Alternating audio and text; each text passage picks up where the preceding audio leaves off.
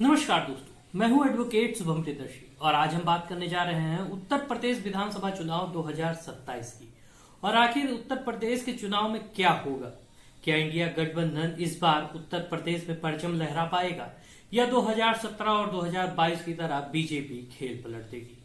दोस्तों, उत्तर प्रदेश में इस वक्त जो सबसे बड़ी गलती लोग कर रहे हैं वो ये कि लोग 2027 के चुनाव को भाषणों, नारों और टीवी डिबेट में समझने की कोशिश कर रहे हैं, जबकि हकीकत ये है कि 2027 का चुनाव टीवी पर नहीं, ट्विटर पर नहीं और मंच से नहीं लड़ा जा रहा। ये चुनाव गांव में चौपाल पर, पंचायत की बैठक में और बूथ के आखिरी 200 वोटों के बीच लड़ा जा रहा है। 2022 के विधानसभा चुनाव में समाजवादी पार्टी सत्ता में नहीं आ सकी, ये सच है। और इसी सच को स्वीकार करने के बाद अखिलेश यादव की राजनीति बदलती है।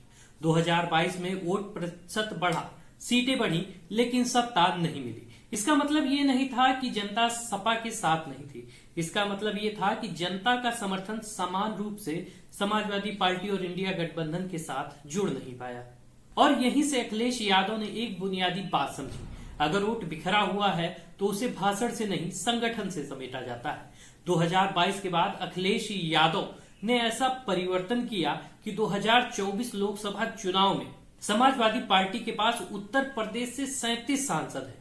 ये सिर्फ एक संख्या नहीं है। उत्तर प्रदेश में 403 विधानसभा सीटें हैं। अगर 37 सांसदों को जमीन पर काम सौंपा जाए तो औसतन हर सांसद के हिस्से में 9 से 11 विधानसभा सीटें आती हैं।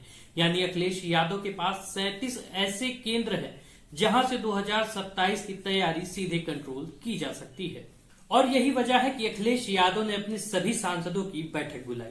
ये बैठक कोई फोटो सेशन नहीं था, ये बैठक कोई औपचारिकता नहीं थी, ये बैठक एक संदेश थी। और उस बैठक के बाद जब एक्स पर अखिलेश यादव ने एक लाइन लिखी कि 37 जिताएंगे 27, तो ये कोई शायरी नहीं थी, ये एक मैसेज था संगठन के लिए, कार्यकर्ताओं के लिए और विरोधियों के लिए। अब समझिए असली रणनीति। 2027 की लड़ाई सीधे विधानसभा से नहीं लड़ी जा रही है, इसकी नींव पंचायत चुनाव से रखी जा रही है।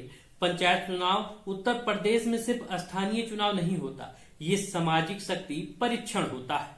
जिस पार्टी का ग्राम प्रधान, बीडीसी सदस्य और जिला पंचायत सदस्य ज्यादा होता है, वही पार्टी विधानसभा में बूथ मैनेजमेंट कर पाती है। 2022 में समाजवादी पार्टी थोड़ा पीछे रह गई थी, लेकिन 2022 के बाद अखिलेश यादव ने पूरी रणनीति पलट दी।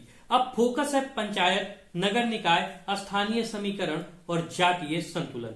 और यहाँ आता है पीडीए। पीडीए का मतलब कोई नारा नहीं, पीडीए एक राजनीतिक गणित है, पिछड़ा, दलित, अल्पसंख्यक। लेकिन इस बार फर्क ये है कि पिछड़ों को सिर्फ यादव तक सीमित नहीं रखा जा रहा है।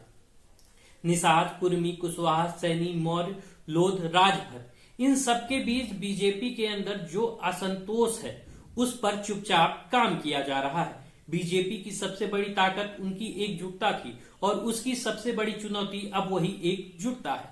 ग्रामीण इलाकों में महंगाई, नौकरी नहीं है, अग्निवीर को लेकर असमंजस है और पंचायत स्तर पर स्थानीय नेता खुद को उपेक्षित महसूस कर रहे हैं। अखिलेश यादव इन्हीं दरारों में अपनी राजनीति डाल रहे हैं।